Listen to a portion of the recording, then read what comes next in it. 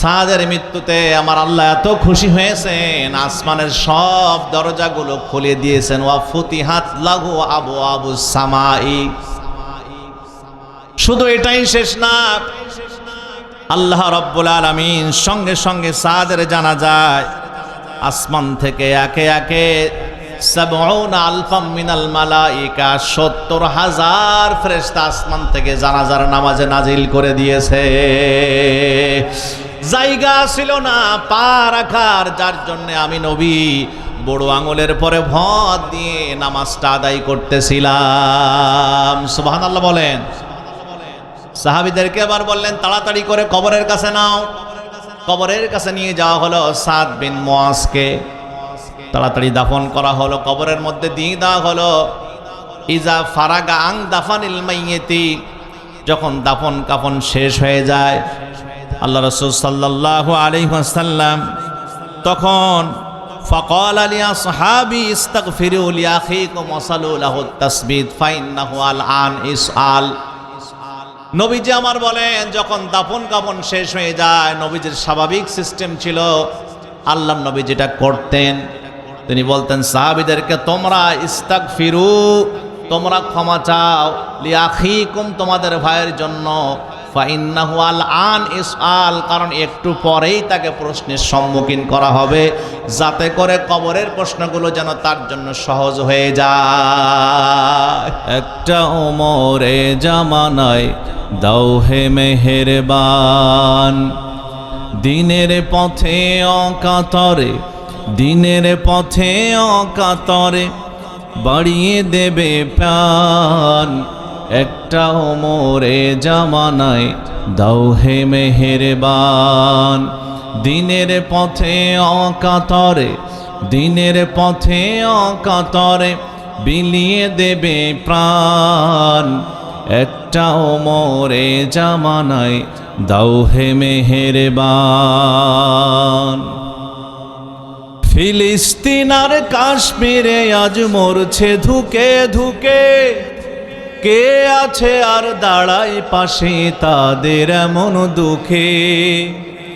একটা খালিদ পাঠাও তাদের করতে আহ্বান, করতে আহ্বান। একটা ওমরে জামানায় দাও হে মেহেরবান, দিনের পথে অকাতরে, দিনের পথে অকাতরে বিলিয়ে দেবে প্রাণ। একটা ওমরে জামানায় দাও হে মেহেরবান। চেচনিয়ার বসনিয়াতে মরছে লাখে লাখে, কেউ যেন আর নাই রে তাদের একটু চেয়ে দেখে। একটা তারিখ পাঠাও তাদের দিতে পরিত্রাণ, দিতে পরিত্রাণ। একটা তারিখ পাঠাও তাদের দিতে পরিত্রাণ, দিতে পরিত্রাণ।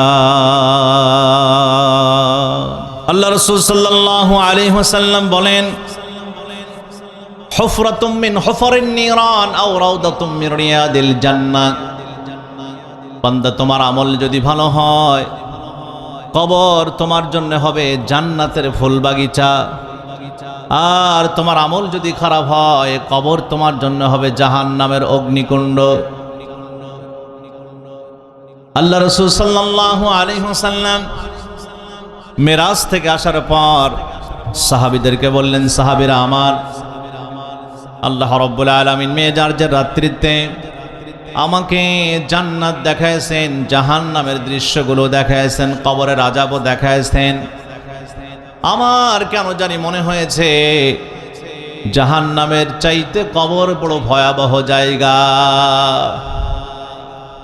রাসূল সাল্লাল্লাহু আলাইহি ওয়াসাল্লাম সাহাবীদের সামনে বলেন, একদিন আমার কেন জানি মাঝে মাঝে মনে হয়, আল্লাহর কাছে দোয়া করি, আল্লাহ তাআলা আমার উম্মতনি যারা আছে মৃত্যুর আগে অন্তত একটা বার হলেও কবরের আযাব দেখায় তারপর মৃত্যু দিও। কিন্তু আমি এই দোয়াটা করতে সাহস পাই নাই।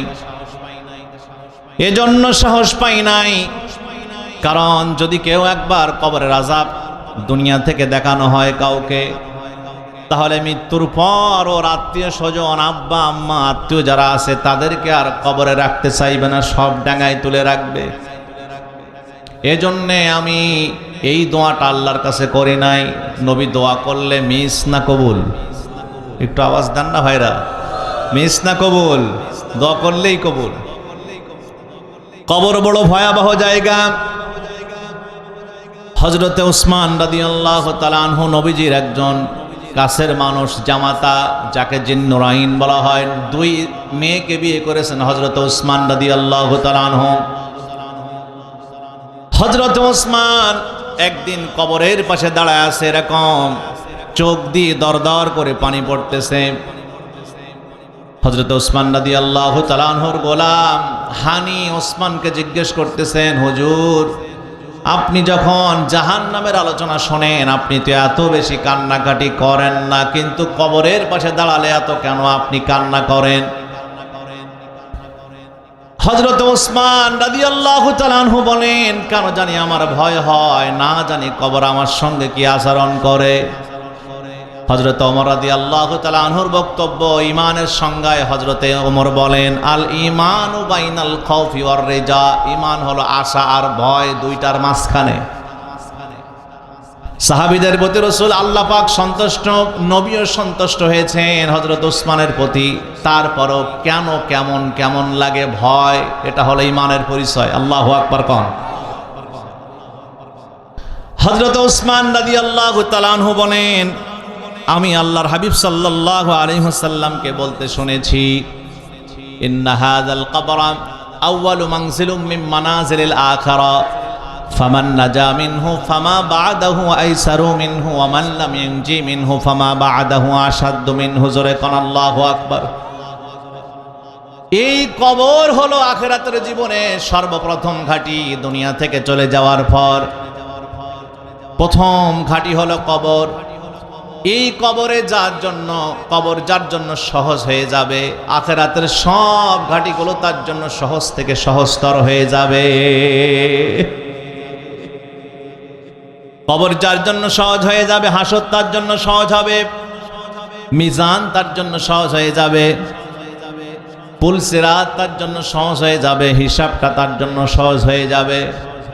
কিন্তু কবর কারো জন্য যদি কঠিন হয়ে যায়, আখিরাতের যত ঘাঁটি আছে আর কোনো ঘাঁটিতে বান্দা মুক্তি পাওয়ার আশা নাই। কবর কাউকে ছাড় দেয় না। ছাড় দিবে মনে হয়? আপনারা কি আশা করেন কবর ছাড় দিবে?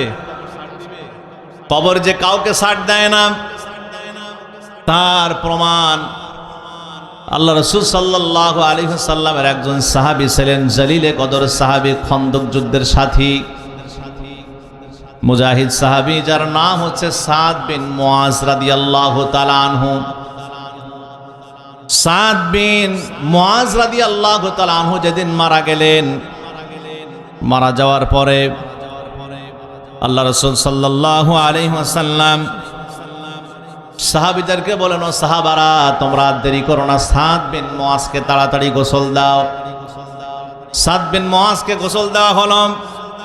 গোসল দেওয়ার পরে আল্লাহ রাসূল সাল্লাল্লাহু আলাইহি ওয়াসাল্লাম বললেন, তাড়াতাড়ি করে জানাজার ব্যবস্থা করো। সামনে খাটিয়া নবীজি দাঁড়ায় গেছেন ইমামতি যে জানাজার। নবীজির খুব মহব্বতের সাহাবী, কাছের সাহাবী সাদ বিন মুআজ। আল্লাহ রাসূল সাল্লাল্লাহু আলাইহি ওয়াসাল্লাম যখন নামাজ শুরু করলেন, তার আগে আগে সাহাবারা লক্ষ্য করতেছেন সাদ বিন মুআজের জানাজায় দাঁড়ায় নবীজি বারবার ডানে একবার যায়, বায়ে একবার যায়, কখনো কখনো বুড়ো আঙুলের পরে ভর দিয়ে দাঁড়ায়। আল্লাহু আকবার বলেন। কথা কি শুনতেছেন আপনারা? কথা কি শুনতেছেন? আমি একটু হেদায়েতমূলক কথা বলতে চাচ্ছি, কারণ আপনারা আসছেন অনেক আশা নিয়ে। যদি কিছু না নিতে পারেন বাড়িতে যাওয়ার সময় কেমন হয়ে যাবে? প্রিয় ভাইরা আমার, বন্ধুরা আমার, মায়েরা আমার, মনোযোগ দেন। সাদ বিন মুআজের জানাজায় নবীজি আমার এমন ভাবে দাঁড়ান, মনে হয় বুড়ো আঙুলের পরে ভর দিয়ে নামাজ আদায় শেষ করলেন। নামাজ শেষ করার পরে সাহাবেরা প্রশ্ন করলেন, ইয়া রাসূলুল্লাহ, ইয়া হাবিবাল্লাহ, আপনি যখন নামাজ পড়ছিলেন একবার ডান দিকে একবার বাম দিকে যাচ্ছিলেন, সরতেছিলেন, শেষ পর্যায়ে লাস্ট অফ অল দেখলাম আপনি একেবারে বুড়ো আঙুলের পরে ভর দিয়ে দাঁড়ায়ছেন। কারণটা কি বুঝলাম না। আল্লাহ রাসূল সাল্লাল্লাহু আলাইহি ওয়াসাল্লাম বলেন, সাহাবারা আমার, তোমরা শোনো, আমি নবী যা জানি তোমরা তা জানো না, আমি যা দেখতে পাই তোমরা তা দেখতে পাও না।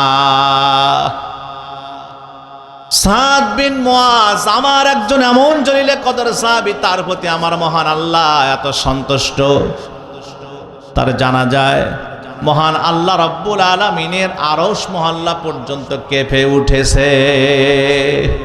তার মৃত্যুতে আল্লাহর আরশ পর্যন্ত কেঁপেছে।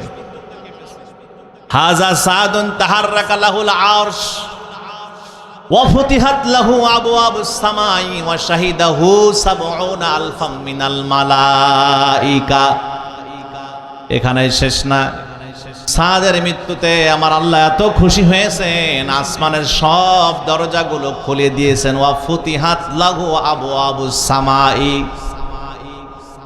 শুধু এটাই শেষ না, আল্লাহ রাব্বুল আলামিন সঙ্গে সঙ্গে সাদের জানা যায় আসমান থেকে একে একে ৭০ আলফাম মিনাল মালাইকা ৭০,০০০ ফেরেশতা আসমান থেকে জানাজার নামাজে নাজিল করে দিয়েছে। জায়গা ছিল না পা রাখার, যার জন্য আমি নবী বড় আঙুলের পরে ভর দিয়ে নামাজটা আদায় করতেছিলাম। সুবহানাল্লাহ বলেন। সাহাবীদেরকে আবার বললেন, তাড়াতাড়ি করে কবরের কাছে নাও। কবরের কাছে নিয়ে যাওয়া হলো সাদ বিন মুআজকে, তাড়াতাড়ি দাফন করা হলো, কবরের মধ্যে দিয়ে দেওয়া হলো। ইজা ফারাগা আং দাফানিল মাইয়িতি, যখন দাফন কাফন শেষ হয়ে যায় আল্লাহ রাসূল সাল্লাল্লাহু আলাইহি ওয়াসাল্লাম তখন ফাকাল লি আসহাবি ইস্তাগফিরু লি আখিকুম ওয়াসালু লাহু তাসবিত ফাইন্নাহু আল আন ইসআল। নবীজি আমার বলেন, যখন দাফন কাফন শেষ হয়ে যায়, নবীজির স্বাভাবিক সিস্টেম ছিল, আল্লাহর নবী যেটা করতেন তিনি বলতেন সাহাবীদেরকে, তোমরা ইস্তাগফিরু, তোমরা ক্ষমা চাও, লিআখিকুম, তোমাদের ভাইয়ের জন্য, ফাইন্নাহু আল আন ইসআল, কারণ একটু পরেই তাকে প্রশ্নের সম্মুখীন করা হবে, যাতে করে কবরের প্রশ্নগুলো যেন তার জন্য সহজ হয়ে যায়। কিন্তু নবীজি সাদ বিন মুআজের জানাজার দাফন কাফন শেষ হয়ে যাওয়ার পর, কবরে মাটি মোড়াই দেওয়ার পর আর এ কথা বললেন না, দোয়ার কথা বললেন না। নবীজি সাহাবীদেরকে বরঞ্চ বললেন, তোমরা তাকবীর দাও, আল্লাহু আকবার। কি তাকবীর দিলেন না এখন আপনারা?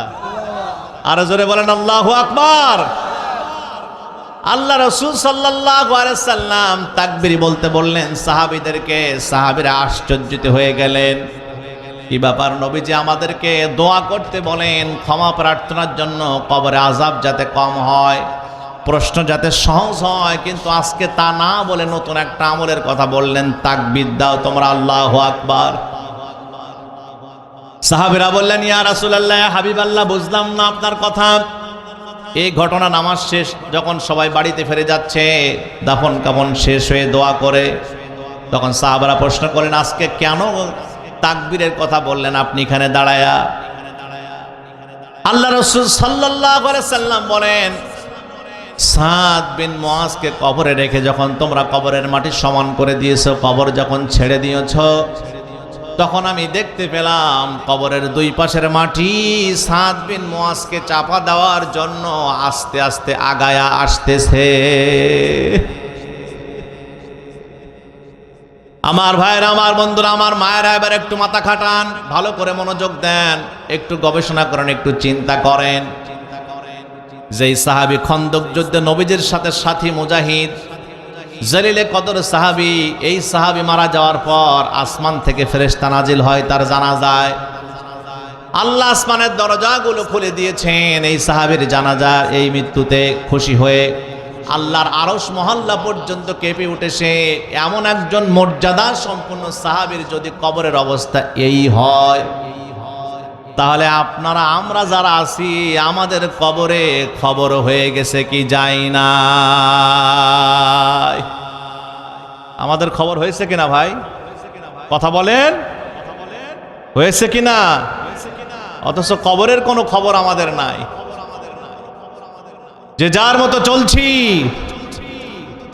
খাও দাও ফুর্তি করো, দুনিয়া কা মজা লেলো, চলছি আর চলছি, কখন যে স্টপ হয়ে যাবে এই গাড়ি সেই চিন্তা আমাদের নাই, আমরা বেখিয়াল।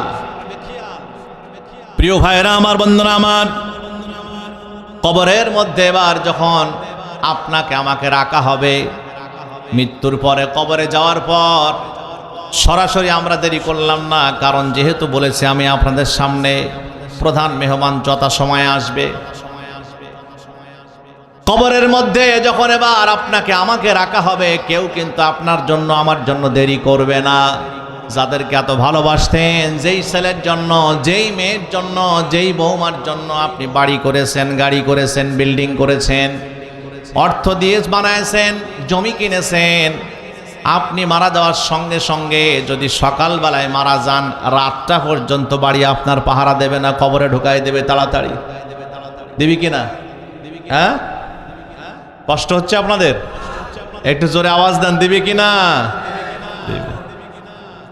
তাই ঠিক আছে। প্রিয় ভাইরা আমার, বন্ধুরা আমার, তাহলে বোঝা গেল আপনার আমার জন্য কে অপেক্ষা করবে না। যাদেরকে একটু মহব্বত করতাম, ভালোবাসতাম, মারা যাওয়ার সঙ্গে সঙ্গে ওই লাশটাও তারা পাহারা দেওয়ার জন্য একটা মুহূর্তের জন্য দেরি করবে না, পাহারা দিতে চাইবে না।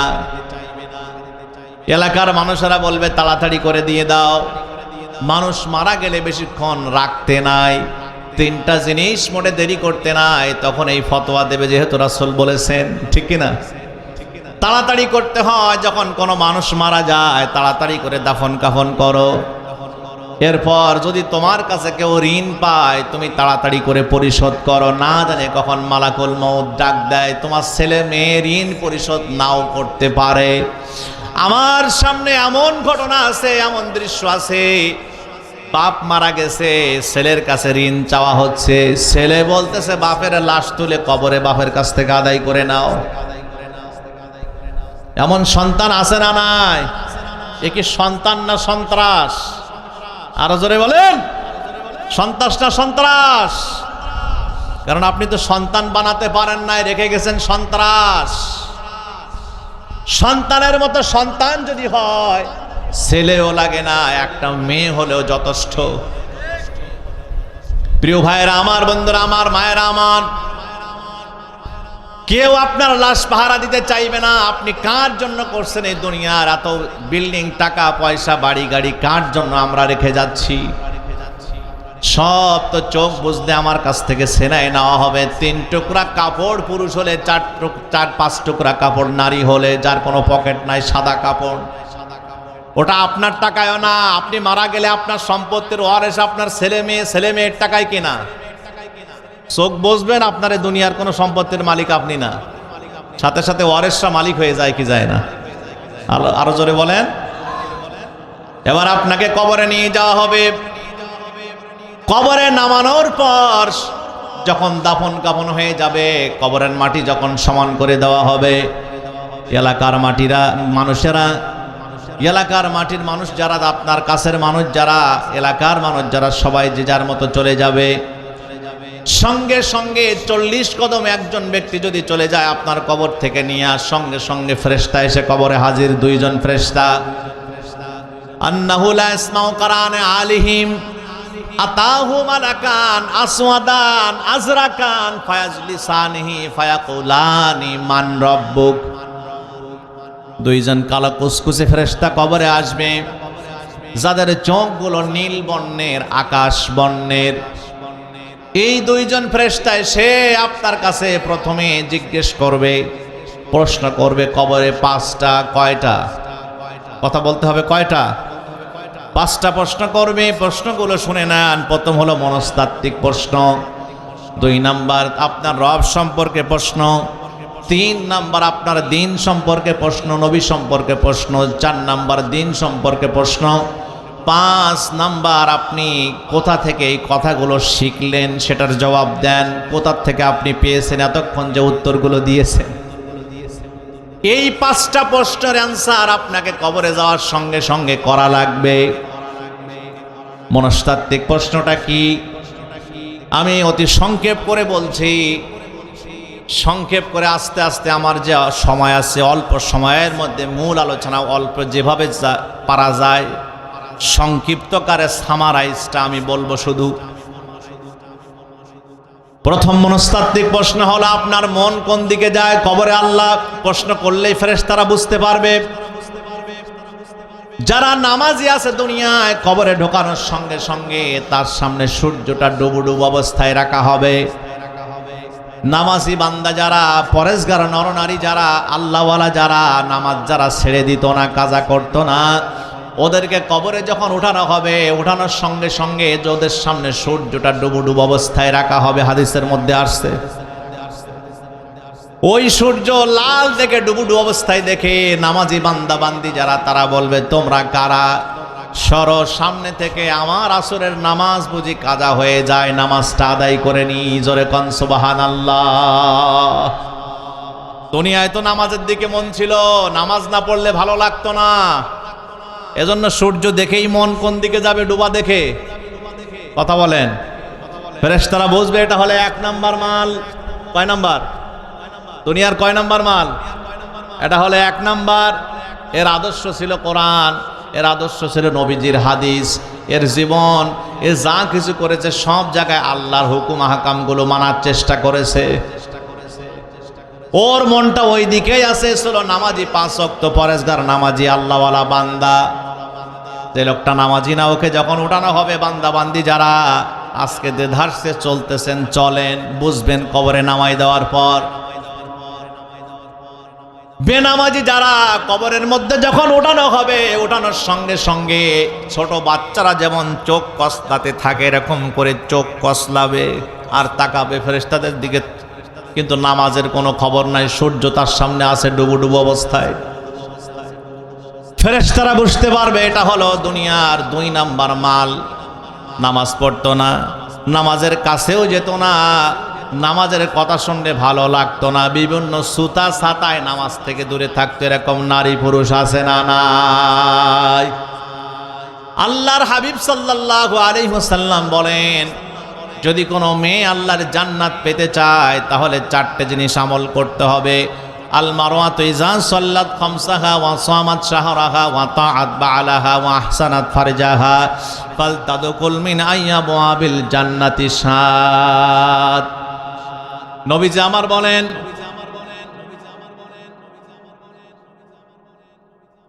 আসেন please, have your seat please. জি, সম্মানিত ভাইরা আমার, বন্ধুরা আমার, বেনামাজি যারা কবরে ওঠানোর সঙ্গে সঙ্গে তারা কি করবে? চোখ কসলাতে থাকবে, নামাজ পড়ার কোনো ইচ্ছা তাদের থাকবে না। নবীজি আমার বলেছেন, আমার মায়েরা একটু মনোযোগ দেন, যেহেতু মেয়েরা সব জায়গায় এখন ফার্স্ট, ওয়াজ শোনার দেখতেও মেয়েরা ফার্স্ট, সবগুলো প্যান্ডেল ভরে যাওয়ার উপক্রম। মেয়েদের জন্য প্রায় 3টার অধিক প্যান্ডেল করা হয়েছে।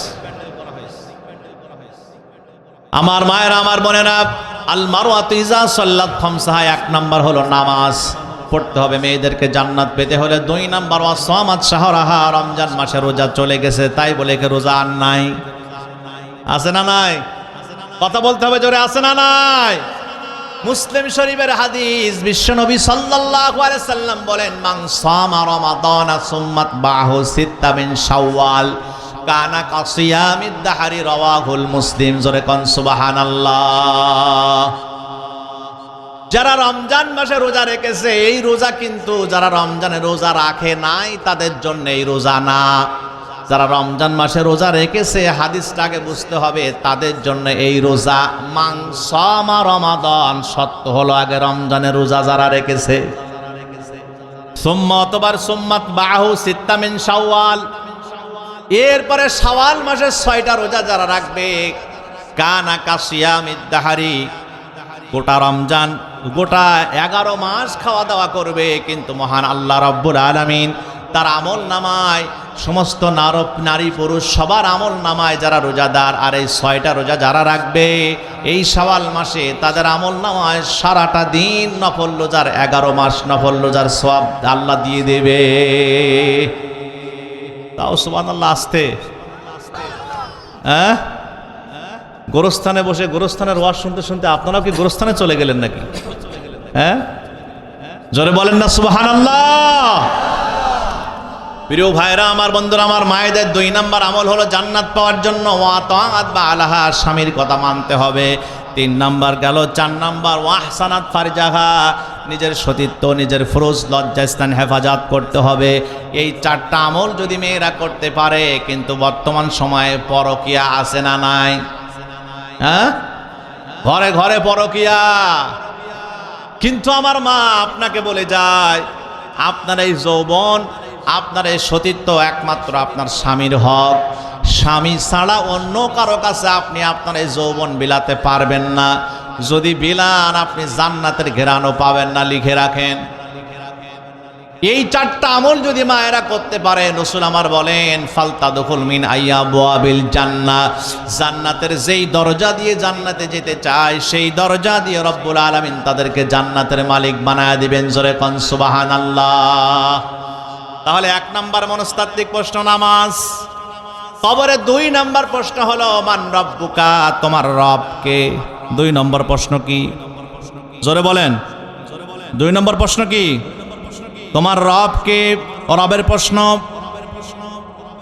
আল্লাহ রাসূল সাল্লাল্লাহু আলাইহি ওয়াসাল্লাম আমাদেরকে সুন্দর করে জানাইছেন, রবের প্রশ্নে আপনাকে উত্তীর্ণ হওয়া লাগবে। 2 নাম্বার। রব মানে কি? রব মানে হলো লালন পালনকারী। রব শব্দের অর্থ হলো রিজিক দাতা। রব শব্দের অর্থ হলো সর্বময় ক্ষমতার অধিকারী আল্লাহ। রব মানে হলো আইনদাতা। রব মানে হলো মালিক। জোরে বলুন সুবহানাল্লাহ। এইবার আসুন রবের একটা ব্যাখ্যা করি। রব শব্দের অর্থ হলো সর্বময় ক্ষমতার অধিকারী একমাত্র কে? আরো জোরে কন, এই আঙ্গুলটা উঠায় কন, কে? আরো জোরে বলেন না কেন, কে? দিলটা ভালো লাগছে কেন? আল্লাহর নাম নিছেন, ভালো লাগছে না? সব ক্ষমতার মালিক হলো আল্লাহ, কিন্তু আমরা দুনিয়ার মানুষ আছি, এই কথাটা আমরা ভুলে যাই। আজকে গোটা পৃথিবীতে দেখেন ক্ষমতা নিয়ে মানুষ মারামারি শুরু করেছে, কামড়া কামড়ি, খামসা খামসি। আল্লাহ রাব্বুল আলামিনের হাবিবের একজন সাহাবী হযরত ওমর ফারুক রাদিয়াল্লাহু তাআলা আনহু, তার কাছে একবার সাহাবারা প্রশ্ন করলেন, আমিরুল মুমিনিন, এই দুনিয়ায় সফল ব্যক্তি কারা? আপনি একটু সফলতার সংজ্ঞা দেন। প্রিয় ভাইরা আমার, বন্ধুরা আমার, যে কথা বলছিলাম, হযরত আমিরুল মুমিনিনের কাছে একবার জিজ্ঞেস করলেন সাহাবারা, এই দুনিয়ায় সফল কারা? দেখেন এখন বর্তমান দুনিয়ার মানুষেরা তারা মনে করতেছে যদি ক্ষমতা হাতে পাই তাহলে মনে হয় আমি সফল। চিন্তা ভাবনা এমন কিনা? জোরে বলেন। যেই ক্ষমতার মালিক হলো আল্লাহ, সেই ক্ষমতা পাওয়ার জন্য আমরা এত কামড়া কামড়ি, খামসা খামসি শুরু করে দিয়েছি। হযরত ওমর ফারুক রাদিয়াল্লাহু তাআলা আনহু বলেন, শোনো, তোমরা যারা আজকে ক্ষমতা ক্ষমতা করে পাগল হয়েছো, খামসা খামসি করতেছো, একটু শোনো। মানে ইতাজ্জা বিমাকানিহি ফালয়ানজুর ইলা ফিরআউন ওয়া মান ইতাজ্জা বিমালিহি ফালয়ানজুর ইলা কারুন ওয়া মান ইতাজ্জা বিনাসাবিহি ফালয়ানজুর ইলা আবি লাহাব ইন্নামাল ইজ্জাতু বিত্তাকওয়া। জোরে কন্না আল্লাহু আকবার। হযরত ওমর ফারুক রাদিয়াল্লাহু তাআলা আনহু বলেন, ও দুনিয়ার মানুষেরা, তোমরা যারা আজকে ক্ষমতা ক্ষমতা করে পাগল হয়েছে, শোনো, ক্ষমতার মধ্যে কোনো সফলতা নাই, ক্ষমতার মাঝে কোনো সফলতা নাই। কারণ তাই যদি থাকতো তাহলে এই দুনিয়ার মধ্যে সবচাইতে যাকে বেশি ক্ষমতা দেওয়া হয়েছিল তার নাম হলো ফেরাউন। এবার বলুন আপনারা মাথা খাটায়া বলুন তো, ফেরাউনের জীবনটা সফল না ব্যর্থ? আরো জোরে বলেন। ওই ফেরাউনের লাশ রাখা আছে মিশরের মিউজিয়াম, জাদুঘরে। কবর নেই নাই, মাটি নাই নাই, পানি নাই নাই, শুটকি করে রাখা হয়েছে মিশরের মিউজিয়ামে। ওই ফেরাউনের লাশ যদি আপনার ভোমরা বর্ডার এলাকায় আনা হয় তাহলে এর চেয়ে আরো লোক বেশি হতো। আচ্ছা, ওরে দেখে আপনারা থুতু মারতেন, জুতা মারতেন, না স্যালুট দিতেন? কোনটা কোনটা কোনটা কোনটা? হ্যাঁ? তাহলে ক্ষমতার মাঝে কোনো সফলতা আছে? আরো জোরে কোন? অথচ আজকে যারা একবার আমার বাংলাদেশে ক্ষমতার চেয়ার হাতে পায়, ক্ষমতায় টিকে থাকার জন্য হাজার হাজার মানুষ গুলি করে নির্বিচারে কুত্তার মতো, বিড়ালের মতো, শিয়ালের মতো, পাখির মতো মারে, তারপরও ক্ষমতায় থাকতে হবে, এই চিন্তা আছে না নাই? এই চিন্তা ছিল কি ছিল না? আরো জোরে বলেন না কেন, ছিল কি ছিল না? আমার ভাইরা, আমার বন্ধুরা, ভালো করে বোঝেন।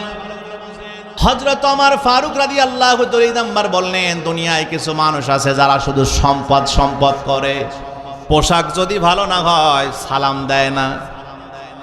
যত বড় দায়িত্বশীল হোক না কেন, যত বড় তাকওয়াবান ব্যক্তি হোক না কেন, কাপড় যদি একটু ময়লা হয়, যেহেতু অর্থের অভাবে উনি সবসময় পরিষ্কার করতে পারে নাই, সেই খেয়াল নাই, অথচ সালাম নাই, মহব্বত নাই, কদর নাই।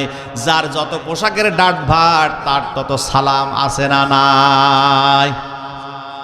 দুনিয়ার মানুষ আমরা এখন সম্পদের দিকে চলে যাচ্ছি। সম্পদ দিয়ে মানুষকে ওজন করি, সম্মান অর্জন করা শিখেছি, কিন্তু আসলে সম্পত্তির মাঝে কোনো সবলতা নাই। তাই যদি হতো, হযরত ওমর বলেন, কারণ এই পৃথিবীর মধ্যে সবচেয়ে বড় সম্পদশালী আল্লাহ রাব্বুল আলামিন। তাফসীর ইবনে কাসিরের বর্ণনা এসেছে, কারণকে আল্লাহ পাক সম্পদ দান করেছিল এমন সম্পত্তির লকারের চাবি বহন করার জন্য ৭০টার অধিক উট লাগতো কারণের। এত সম্পদ আল্লাহ কারণকে দান করেছিল। ওই কারণের জীবন সফল না ব্যর্থ? শেষ, কোনো লাভ নাই। তিনটা জিনিসের পিছনে মানুষ যখন দৌড়ায়, তিনটা জিনিসের পিছনে মানুষ যখন দৌড়ায়, মানুষ অন্ধ হয়ে যায়। একটা হলো ক্ষমতা, ২ নাম্বার হলো সম্পদ, অর্থ, ৩ নাম্বার হলো নারী। যখন মানুষ নারীর প্রেমে পড়ে যায়, যুবক ভাইরা আছে, হ্যাঁ আছে না নাই? আমার ভাইরা, আমার বন্ধুরা, আমার যুবক ভাইরা নারীর সাথে যখন সম্পর্ক করে, তখন আব্বা আম্মা আত্মীয় স্বজন যারা আছে কারো কথা মানে না, ঘাড় কাত করে বসে, বলে আমি ওই জান্নাতারে চাই, ওরে আমার লাগবে। আব্বা আম্মা এত বলে না, এরা বিয়ে করলে তুই সংসারে সুখ হবে না, শান্তি হবে না। তারপরও আস্তে করে দুলাভাইয়ের কাছে যে সিঁড়ির নিচে যে বলে, দুলাভাই যদি আপনি জরিনারে দেন, জান্নাতারে যদি আমার সঙ্গে দেন, তাহলে জীবন রাখবো, নাই ঝোলাই দিলাম গাছে। কথা কোন কেন আছে না নাই? মানে ওর চোখ থাকতেও চোখ নাই, অন্ধ হয়ে গেছে। তার মানে তিনটা জিনিসের পিছনে মানুষ যখন দৌড়ায়, বিবেক কাজ করে না, চোখ কাজ করে না, থাকতেও কান থাকতেও কানের মধ্যে কথাগুলো যায় না।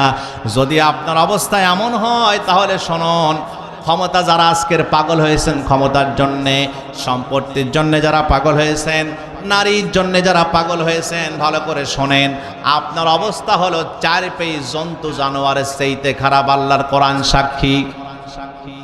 আল্লাহ রাব্বুল আলামিন বলেন, وَلَقَدْ ذَرَأْنَا لِجَهَنَّمَ كَثِيرًا مِنَ الْجِنِّ وَالْإِنسِ لَهُمْ قُلُوبٌ لَا يَفْقَهُونَ بِهَا وَلَهُمْ أَعْيُنٌ لَا يُبْصِرُونَ بِهَا وَلَهُمْ آذان لا يسمعون بها أولئك كالأنعام بل هم أضل أولئك هم الغافلون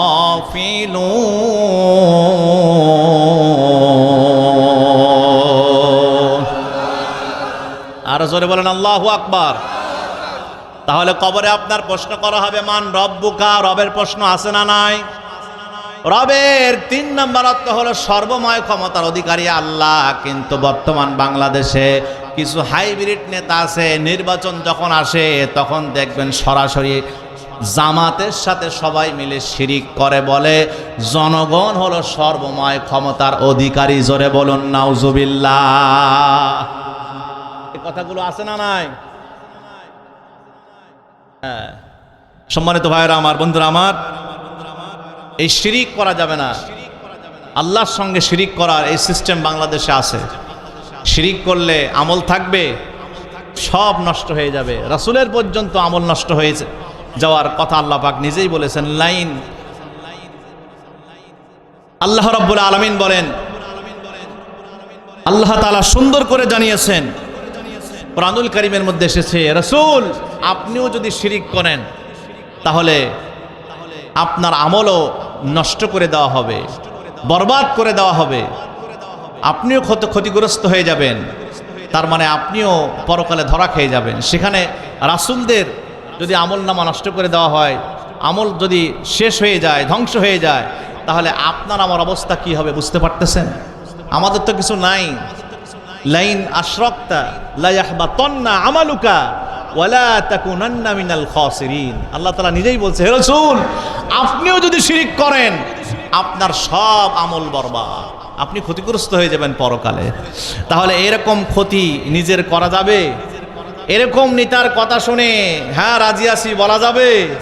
হ্যাঁ আপনার পক্ষে আছি বলা যাবে? যাবে না। যদি কোনো নেতা বলে সব ক্ষমতার উৎস জনগণ, জামাতের সাথে যদি আপনাকে শিরিক করতে চায়, আপনি বলবেন ভাই আমার দরকার না, আপনি নামেন স্টেজ থেকে। রাজি আছে না নাই? রাজি আছে না নাই? আল্লাহ কবুল করেন, জোরে বলি আমিন। শিরিক এমন একটি ইবাদত আপনার আমল পর্যন্ত নষ্ট হয়ে যাবে। আপনার আমল নামায় আপনি দেখবেন কিয়ামতে যখন আপনাকে ওঠানো হবে, আমল নামায় 0 ব্যালেন্স, কিছু নাই। শিরিক করলে আমল শেষ হয়ে যায়। আপনার বয়স হয়েছে 90, যদি আপনি 90 বছরের মাথায় শিরিক করেন তাহলে দেখতে পাবেন আপনার পিছনে যত নেক কাজ আছে সব আমল নামা থেকে ডিলিট হয়ে গেছে। শিরিক করা যাবে না। আর শয়তান যতক্ষণ পর্যন্ত না আপনি শিরিক করবেন আপনাকে ছেড়ে যাবে না। শয়তানের চক্রান্ত আছে না নাই? একটু জোরে বলেন সবাই, একটু আছে না নাই? শয়তান কিন্তু শয়তানের কাজ কার্যক্রম সবসময় চালমান আছে। যতক্ষণ পর্যন্ত কোনো বান্দা বান্দি শিরিক না করে শয়তান ততক্ষণ পর্যন্ত তার কাছ থেকে ছেড়ে যায় না। ইসরায়েলি বর্ণনা, বনি ইসরায়েলদের এক গোলাম ছিল, এক আবেদ বান্দা ছিল যার নাম হলো বারসিসা। যার নাম কি? জোরে বলেন নাম কি? বারসিসা, যিনি ঈসা আলাইহিস সালামের ধর্মে বিশ্বাসী ছিলেন। এই বারসিসা একজন আল্লাহওয়ালা ব্যক্তি, বুজুর্গ ব্যক্তি, সারাদিন ইবাদত বন্দেগী করতেন। দুই পাশ খালি আছে, পিছনের ভাইরা একটু মেহেরবানি করে সামনে আসেন না ভাই, দাঁড়ায় আছেন কেন ভাই? পরিবেশটা সুন্দর করে না দিলে প্রধান মেহমানকে আমরা কিভাবে আনবো? হ্যাঁ আপনারা পিছন থেকে সামনে আসেন। এই ভাই আপনারা একটু সামনের দিকে এই সাইডটা চাপায় দেন। এখান থেকেও তো আপনারা আমাকে দেখতে পাচ্ছেন, আমি তো এই কর্নার বা পুরাটাই দেখতে পাচ্ছি, এ পাশটাই পুরাটাই দেখতে পাচ্ছি। মেহেরবানি করে একটু চেপে যান ভাই, পরিবেশটা সুন্দর করে দেন। তা না হলে হুজুর আসলে তখন লোকজন আরো চাপ হবে, একটা গিঞ্জি পরিবেশ তৈরি হবে। মেহেরবানি করে পরিবেশটা সুন্দর করে দেন। এদিকে তাকান, এদিকে মনোযোগ দেন। এবার আল্লাহওয়ালা বান্দা বারসিসা সারাক্ষণ ইবাদত বন্দেগী করতেন, ইবাদত নিয়ে ব্যস্ত থাকতেন। বারসিসা ঈসা আলাইহিস সালামের ধর্মে বিশ্বাসী। এলাকায় যেখানে বাস করতেন ওই এলাকায় একটা ঘরের মধ্যে 3 ভাই 4 ভাই বোনে বাস করত, 3 ভাই 1 বোন। শয়তান শিরিক না করা পর্যন্ত বান্দা বান্দিকে যে ছেড়ে যায় না, তার জন্য আমার এই ঘটনাটা আনা। এই শয়তান এমন একটা শয়তান, ইবলিস, সবসময় আপনার পিছনে লেগেই থাকবে। কবিরা গুনাহ করবেন তাও ছেড়ে যাবে না যতক্ষণ বান্দা শিরিক না করবে, বান্দে শিরিক না করবে। আর আজকে গোটা বাংলাদেশে জোয়ারের পানির মতো, বন্যার পানির মতো শিরিক চলতেছে, দেধারসে আছে না নাই? কিছুদিন আগে ফেসবুকে দেখলাম পাথর চুমা দিচ্ছে মহিলারা, দেখছেন কিনা ভাই? বড় বড় পাথর রাখা হয়েছে এক দরবারে, পাথর দিয়ে চুমা খায়। আল্লাহ, এভাবে শিরিক চলতেছে। এই 4 ভাই বোনে ছিল, একটা বোন 3টা ভাই। 3 ভাই জিহাদের ময়দানে যাবেন, জিহাদের ময়দানে তাদের ডাক এসেছে। এখন চিন্তা করতেছেন আমাদের বোন তো একটা, বাড়িতে আর কোনো সদস্য নাই, কার কাছে আমাদের এই বোনটাকে রেখে যায়? বোনটা হচ্ছে এখন সাবালিকা, বয়সপ্রাপ্ত হয়েছে, যৌবন পেয়েছে, কার কাছে রেখে যাওয়া যায়? চিন্তা করতে করতে এলাকার মানুষেরা অধিকাংশ সবাই বারসিসাকে তারা মনোনীত করেছে। বলতেছে বারসিসা হলো আল্লাহওয়ালা ব্যক্তি, বুজুর্গ ব্যক্তি, পরেশগার ব্যক্তি, পরেশগার বান্দা, তার কাছে রাখলে নিরাপদ মনে করি আমরা। বারসিসাকে প্রস্তাব দেওয়া হলো। বারসিসা বলতেছে, প্রাথমিক চিন্তা করতেছে বারসিসা, নিজের থেকে চিন্তা করলেন যে আমি যদি এই মহিলার দায়িত্ব নেই তাহলে এক সময় এই মহিলার প্রতি আমি দুর্বল হয়ে যাব, মেয়েটার প্রতি দুর্বল হয়ে যাব, আমার সব আমল শেষ হয়ে যাবে, আমি অপকর্মে লিপ্ত হলে আমি দায়িত্ব নিতে পারবো না। প্রথম পর্যায়ে নাখোশ করে দিয়েছে বারসিসা। পরবর্তীতে এবার রাতের বেলায় নামাজ পড়ে চিন্তা করতেছে, হায় রে, যদি আমার জায়গায় কোনো দুষ্ট মানুষের কাছে এই মেয়েটার দায়িত্ব দিয়ে যায় তাহলে মেয়েটা তো ক্ষতিগ্রস্ত হয়ে যাবে, এর জন্য তো আল্লাহ আমাকেও দায়ী করলে করতে পারে। বারসিসা, তোমার কাছে পাঠাইছিল এলাকার মানুষেরা, তুমি কেন মেয়েটার দায়িত্ব নেও নাই? নিলে তো মেয়েটা আজকে হেফাজতে থাকতো।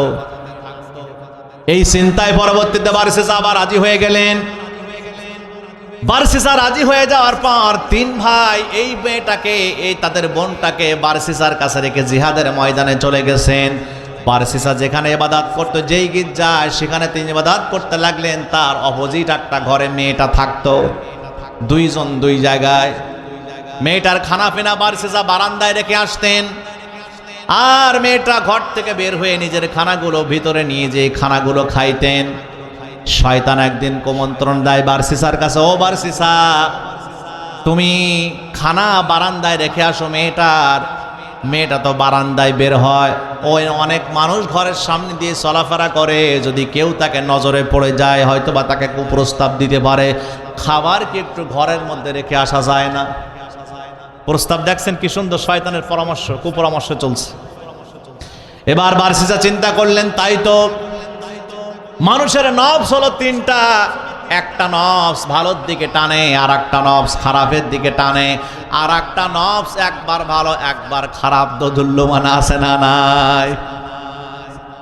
এবার বারসিসা চিন্তা করতেছেন, হায় রে, তাহলে আগামীকাল থেকে কি করা যায়? খাবারটা ভিতরে ঢোকায় দেবে, ঘরের ভিতরে ঢোকায় দিছে। মেয়েটা ঘরের ভিতরে খায় আর বের হয় না। শয়তান পরের দিন কুমন্ত্রণা দিচ্ছে বারসিসাকে, ও বারসিসা, যদি একটা মানুষ সারাদিন এভাবে থাকে, মাসের পর মাস যদি এভাবে থাকে, কারোর সাথে কথা বলতে পারে না, কারোর সাথে দেখা হয় না, তাহলে তো মানসিক রোগী হয়ে যাবে, রোগটা পাগল হয়ে যেতে পারে মেয়েটা। একটু কথা বললে তার সঙ্গে এমন কি হয়? শয়তান যখন এই কুমন্ত্রণা দিয়েছে, বারসিসা চিন্তা করতেছে, তাই তো, একটু কথা তো বলা লাগে, একেবারে তো না কথা বলে থাকলে মেয়েটা একসময় মানসিক রোগী হয়ে যাবে। বারসিসা দরজার আড়াল থেকে মেয়েটার সঙ্গে ভালো মন্দ জিজ্ঞেস করতে লাগে।